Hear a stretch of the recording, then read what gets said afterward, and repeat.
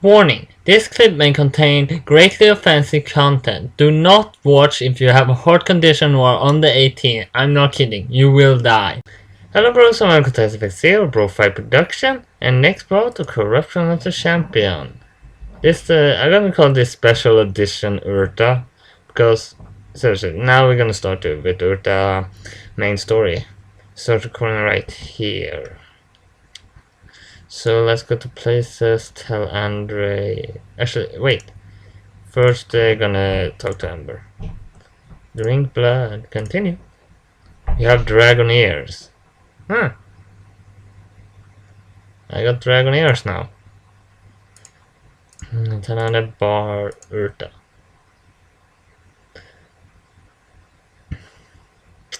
Alright.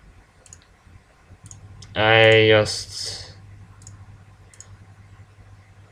Come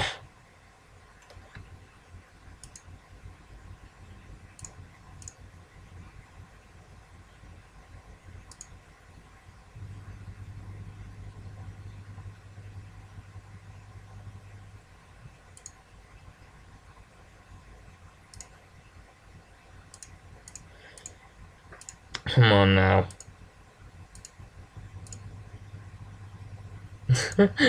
Alright, something is messing up right now.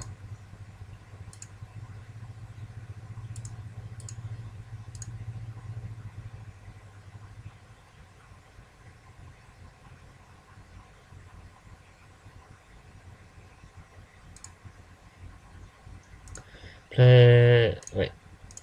Ember, drink blood, continue. Oh, I got dragon ears and dragon tongue.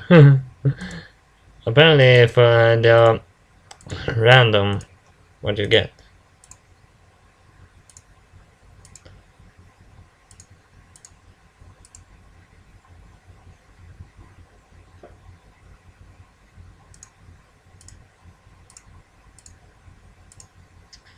Let's see.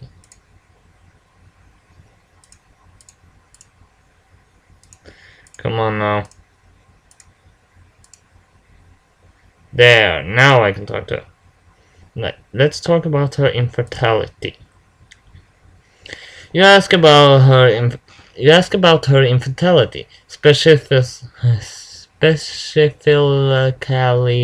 how someone could be infertile and unable to use transformation items without adverse effects. Urta saves a drink before shrugging, non-commenting. I don't know. Hell, I never even heard of anyone having a reaction like mine before. Urta says. Sure, there's plenty of folks who react poorly, but in those cases, nothing happens. The flip side, I've heard of folks completely changing species from a single uncooked canine pepper. There's even a few foxtards prowling around. Centaurs that got into foxberries with unexpected results. None of those are anything like me. Nobody takes one thing and has a widely different and opposite reaction. And being infertile, I don't know. Infertile. I don't know. How do you actually say that in English? I don't think anyone younger than 50 besides me is infertile. Infertility. Infertile. I don't know how to say it. In this whole goddamn city. How can that be? Seeing you look at the site, I really don't know. A crazy birth defect occurs. The doctors I spoke with told me that my body doesn't seem fully accepted to my... Fully accept my penis? And it's causing an imbalance through the whole system. I suppose I might be able to blame me for my sex drive, but I haven't heard any complaints from you. She gives you a casual wink. Yeah. Well, you have nothing to complain about there. My sexual romps with Urta are always a delight. Rounds, I think. Nope, rumps. The prick vixen catches herself rounding off topic and forth, really drags herself to the discussion. Anyway, they could do anything for me.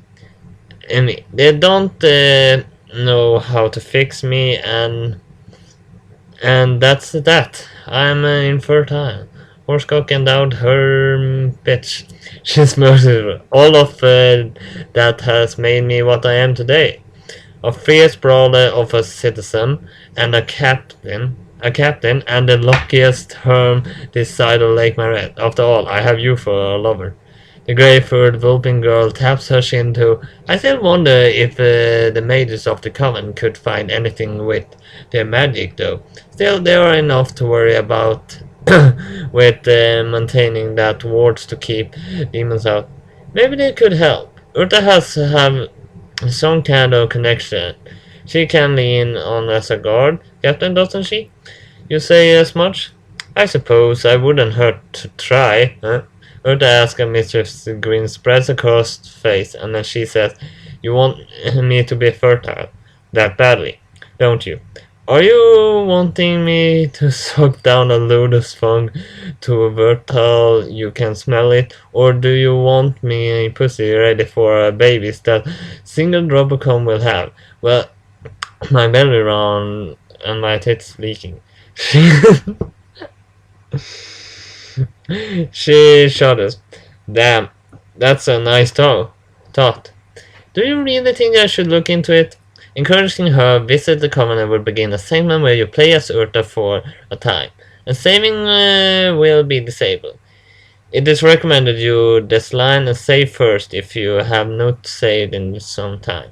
I saved like a little while before this. Look into it. You're Urta, a hermaphrodite fox morph. You have a moping face, fox-like ears atop of your head, a bushy fox tail on your ass, and a paw-footed fox-like legs. Your eyes are rich green, and your lips are glossy black. You are covered in fur, that dominant color of gray, but where it's also black, covering your upper arms, your shoulder to elbow, tripping your tail, and forming a two exposing knee socks on your legs, and even a smallish path of white that covers your lips of descend down your chest through the valley of your cleavage, ending just above your belly button. Your your hair is cropped short, save for forelock that can fall into your eyes, and though it's lightly gray, there are more than a few locks of solid black that stripes through it. On your chest sits a pair of volleyball-sized tits capable of filling a DD cup bra, each one gate with a perky, cool black nipple. I'm gonna read exactly how she looks. Between your legs are a mixed sexes, a slick and a cornering pussy well trained with sex toys. Alright. And a monstrous prick fit to give the average stallion an inferiority complex. The arm like edging 20 inches long and 3 inches thick. What? Seriously, 3 inches thick? Seriously, I can get the 20 inches long. No, I cannot. That's too big. Wait, she has a horse sex. Well, alright, I can get it done. Rest above the balls that are over 3 inches thick are easily the size of apples. You're currently garbed with a garbed for work in the usual stud reinforcement leather yerking. Do you, without suitable groin protection due to cocking furring, with efforts to wear normal pants, and armored leather skirts provide a decent stand for protect your lower body. Do as your maleness has habit of lifting it out of the way and leaving you vulnerable when you desire modesty. You wrap your hook against your leg with your tail. You're also carrying a favorite halberd. It's not fancy looking, but it's strong, sharp, and well maintained. the weaponsmith does good work. Alright, let's start the story then. It's gonna take a really long time. No, because I won't click through this. I didn't get very far because apparently you're gonna have to fight, but seriously, it's not an easy. Uh, you get up and leave the table, nervously wrapping your tail down your leg. Even though SFX0 helped you overcome that timed habit long ago, you tell her that she can follow. To bring her into the tower would require countless tests for what should take a few brief moments if you go alone. Secondly, you wish that she could come with you and hold you tight to the comfort, though it's never a wrecking ordeal. Lifting your chin, you marshal your courage and walk out. I think walk out. Wiggling your bottom in SFX's to remind her that she's be claiming tonight if she remind her what she'll be claiming tonight if the solution can be found. The door to the wet beach closes behind you with a dull tug, shutting you off from the warm atmosphere of the intricate scent you come to love over your long patronage. Instead of dwelling on the emotions tying your guts into knots, you focus on putting one third foot in front of the other. The crowd of Thailand, the most inhabited district, are as thick as ever, and they only get worse as you set off towards the temple. Twice you almost get trampled by a centurion rushing their errand. They have a good sense of apology, sorry Urta, but they're really out to be more careful. This is a long story.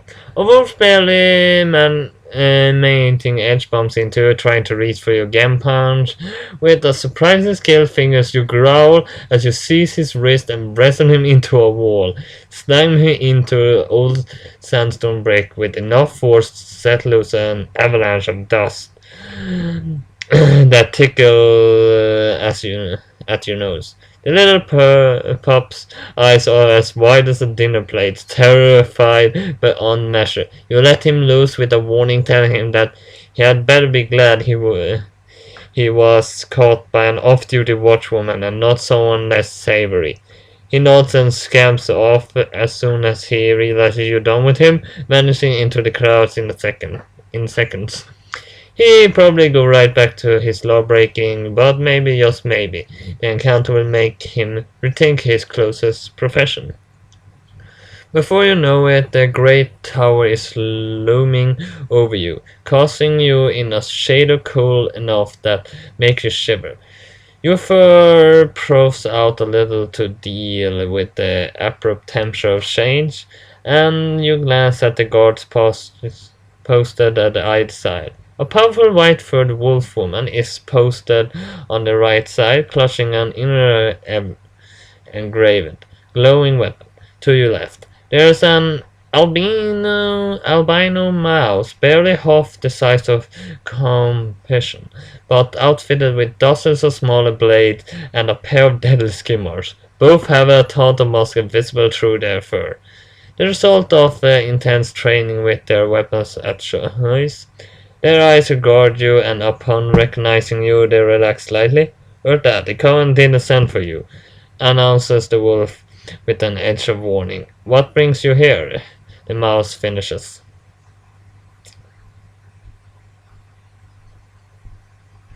You explain that you liked one of them to re-examine you, not just with a sign of taunt, but other oddities. After some discussion with your friend, you realize there must be something abnormal about your body, and you like to make sure it isn't something to interfere with your duties. The two guards exchange looks, but eventually they turn back to you and say, "Proceed."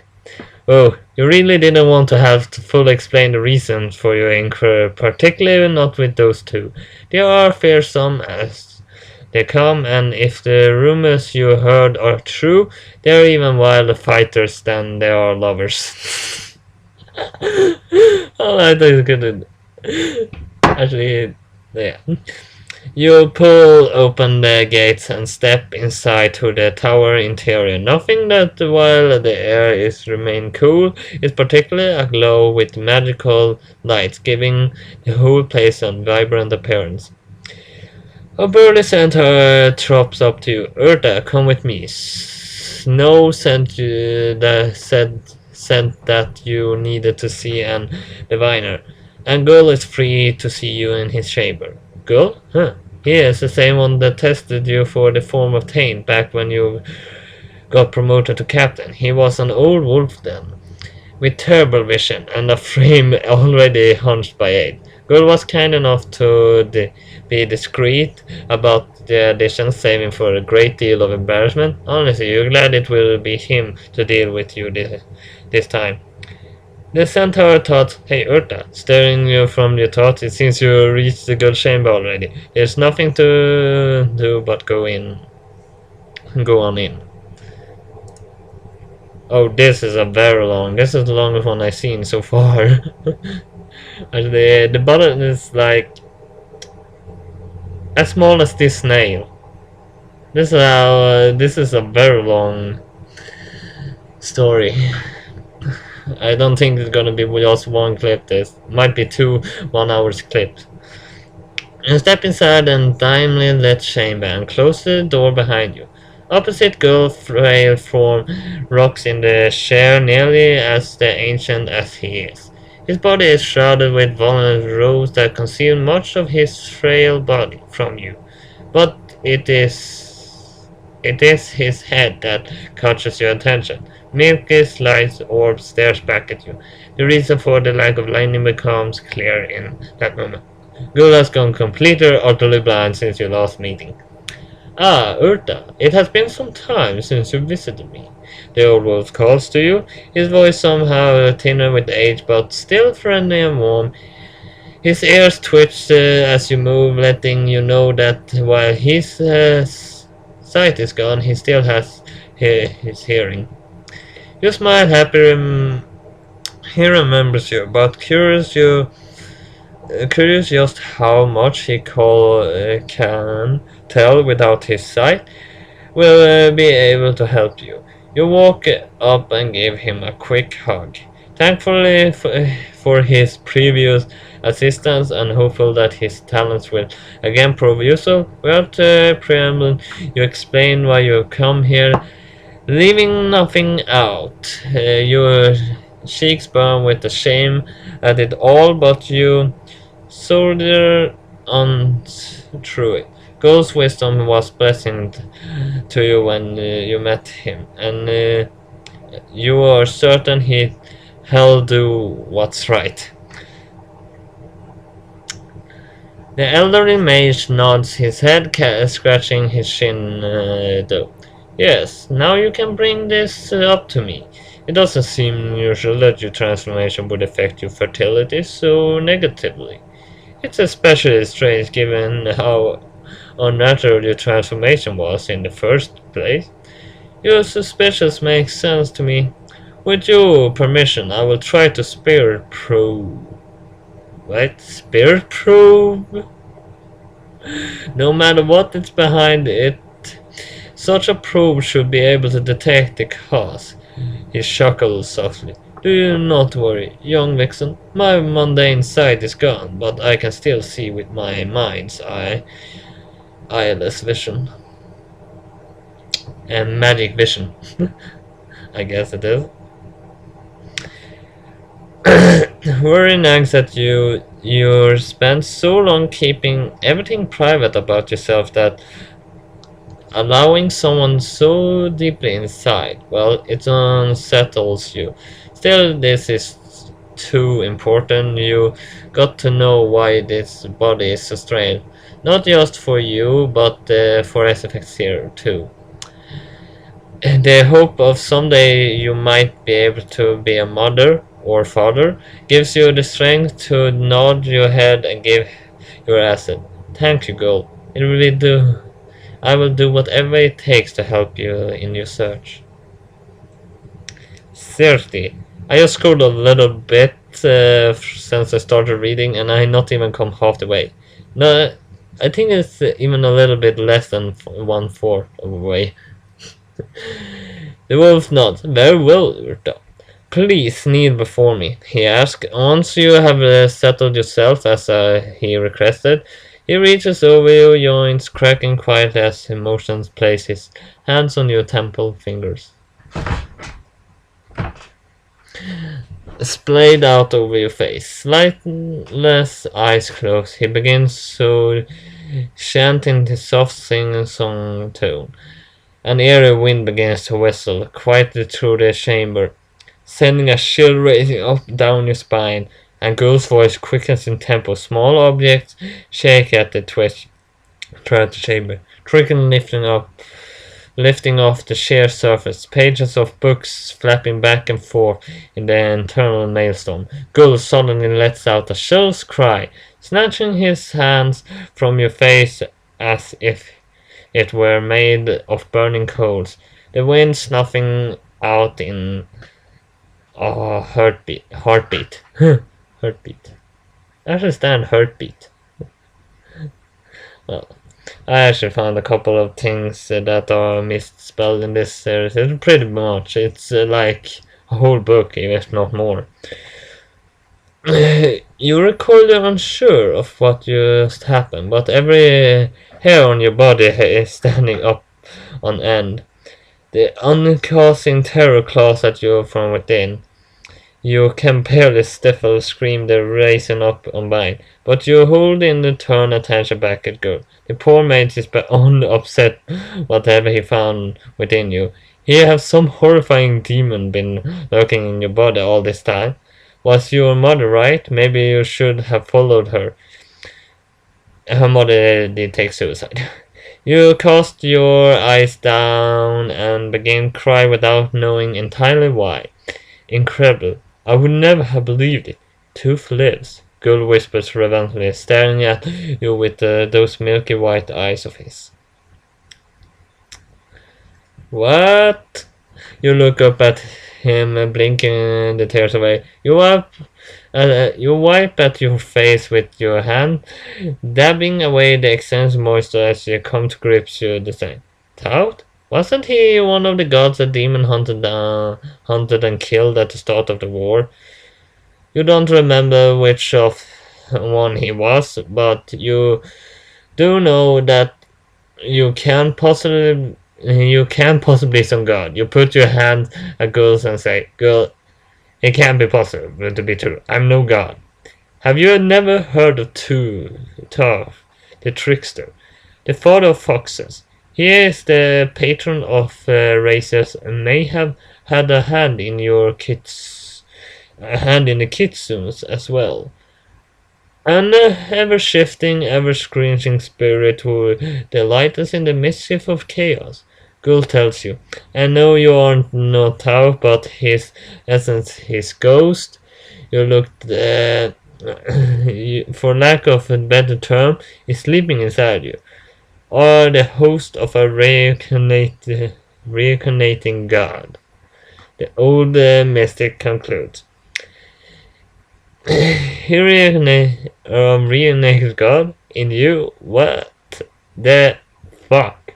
However, when you stop to think about it, it almost makes too much sense. Your resistance to demonic magic, the way transformation items backfired on you, and unusual pronounces to make half of your main half, even your infertility. They're all things that would hint of an outcome like this. But if there's a god inside you, wouldn't you have known? Wouldn't it have done something to make you or the world aware of its presence? You turn to Ghoul and ask him just that, wary of his answer. The answer is buried deeply, and frankly, our usual probes are aimed in detecting corruption in general, not forging spirits in particular. As for why it hasn't made itself obvious before now, all my efforts indicate that it is still dormant within you. slumbering and unaware of the world, reacting to external pressure as the sleeper might scratch at your biting flea. Your wolf replies, besides, in the inside your gender and your unusual reaction to feminizing tonic. Do see a fair clue as he's present. He adds, what should I do? You cry. Not really sure how to handle all of this. You had suspected that the curse or a demon, not a reborn god. You still can't really wrap your head around this. You repeat, go. What do I do with about this? Can you take it out? Is there something I can do? Gull furrows his brows, tugging fiercely at his beard in thought. I'm not sure. There's not much I can truly say about gods and of any nature. Well, I would suggest the most effective way to be free of Tao's spirit is to awaken him and ask him to leave your body. How, you ask, whining your hand. How would I awake him? I would think with all that I've been through, he'd be up already. Gold expression doesn't change and he shakes his head. I'm uncertain myself. With the loss of Tao's priest, the only thing I can think to suggest is to seek out a shrine of Tao, the very last one. Where Tao himself fell against the demons would probably be best there. You should be able to call upon Tao and wake him. Once woken, I'm certain he would be willing to barter with you for his freedom given your possession. I can hardly imagine him finding you to be an attractive host. He will want to be free, unwedded to sharing a form. Oh, you have to go out to the outside to find Tao's shrine. How would I find his shrine, you ask Gold, uncertain as how even to start. Could my love as affected Zero come along? I don't want to do this alone. You desperately want her to accompany you, and skill set is surviving on the outside the rules for this.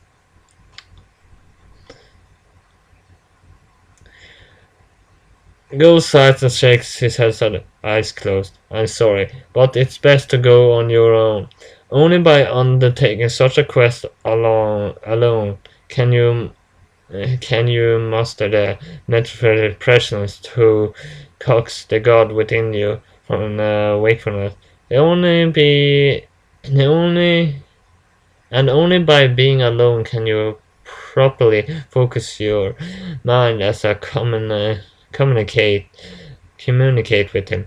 I know the prospects of threatening, but only by fighting on despite the fear you can hope to prove yourself and rouse him to speak with you.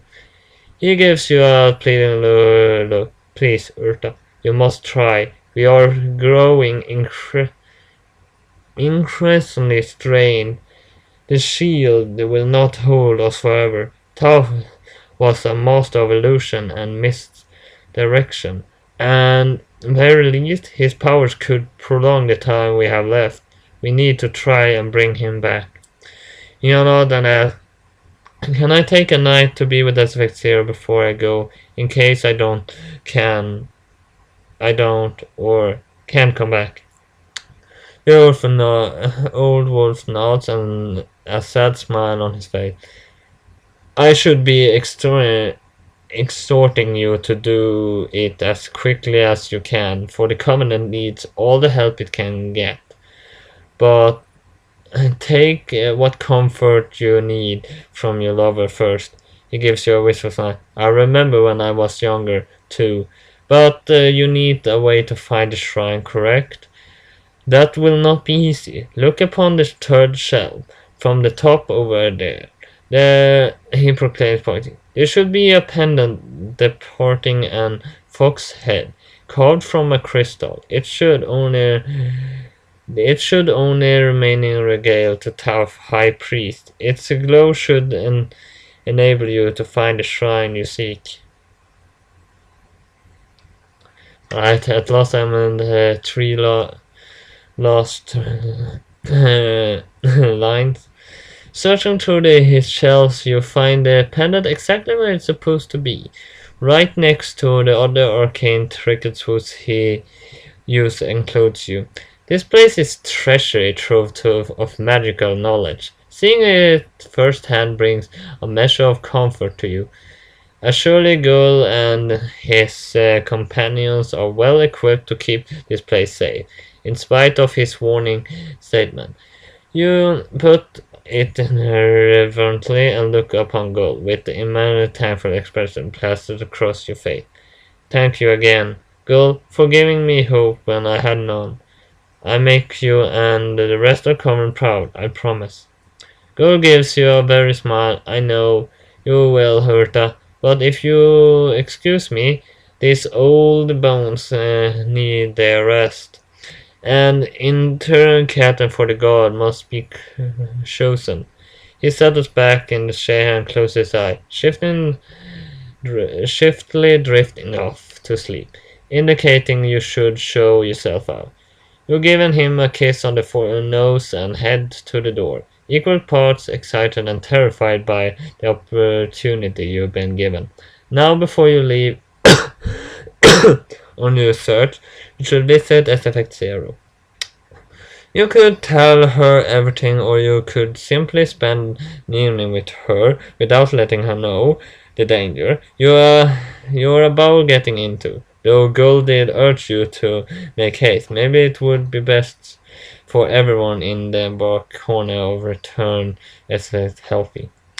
Alright, I can either visit myself and not telling the truth, or I could visit the truth and tell her myself everything, or I could embark, which means I won't visit myself and directly head out to find Tao's Shine. So I visit truth. Seriously, if you're not sure you can come back and you have one night, wouldn't you want to spend it with your love?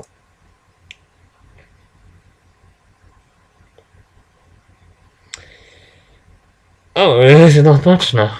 You set out for SFX clan, known to you thanks to your amazing efforts as your scout. Behind you, the tower slowly shrinks and less imposing now that you finished the step on your journey. Ahead lies uncertain and struggle. You know you'll likely wind up fighting the corrupted denizens of the lost region of Maref in your travels, and likely at least a demon or two will get in your way. Still, as much as you excite the city gate, you give your home a forlorn gaze. At least there's one bright path ahead. Your lover's camp. The sun has set by the time you get there, but the darkness concealed your movements. Thanks to your natural fur color, the camp looks pretty nice actually. Living out here must have given her plenty of time to improve it. Aspect Zero is slumbering fitfully on her blanket. Seriously, my night watch didn't find her me. Aspect is slumbering fitfully in her blanket. She looks so cute. Yeah, I am cute. She looks cute sleeping like this. It's amazing how she has courage to stay out here day after day, month after month, guarding this portal, keep her village safe.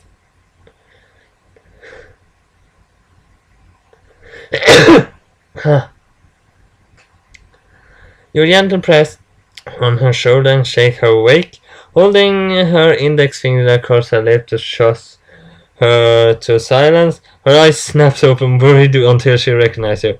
What are you doing here? She asks in a whisper. You sit down across from her, helping her up to sitting position as you explain.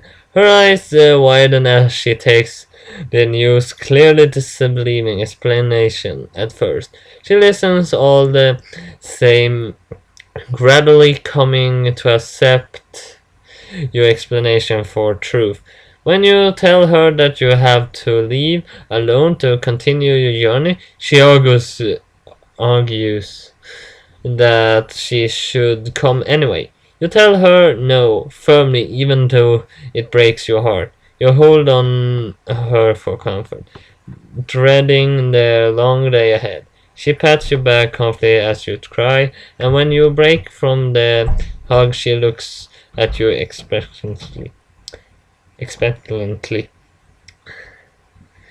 I could either cuddle, or I could use Urta and fuck myself, or I could use Urta and ride myself. Right, I don't know which one of this is, but it stands fuck ass, or get a blowjob. Cuddle would be the most thing, but if they actually are the last night, and you can't come back, you want it to be a little more intimate.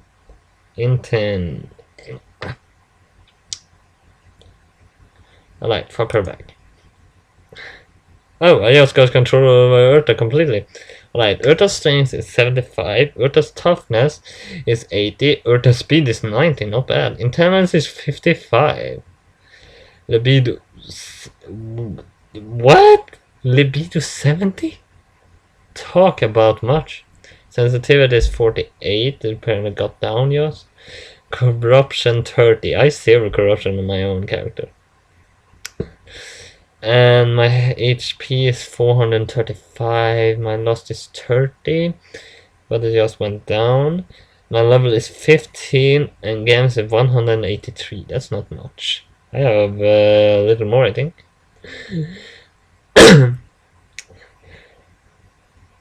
You push Sefexir down on her back.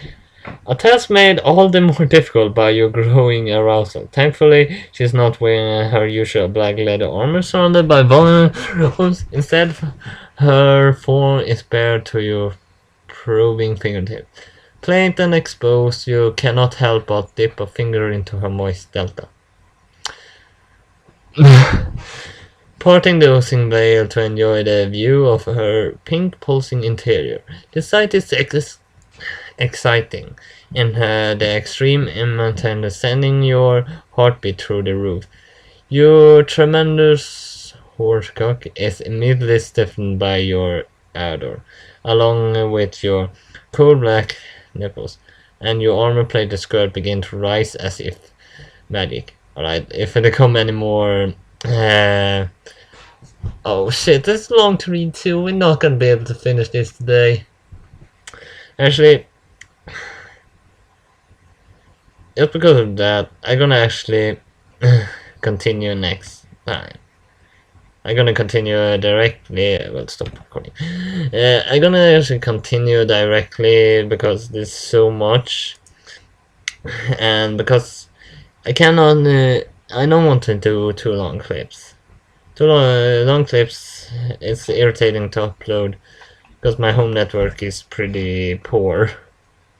But at least, if hit like or subscribe, I see you next time. BroFive.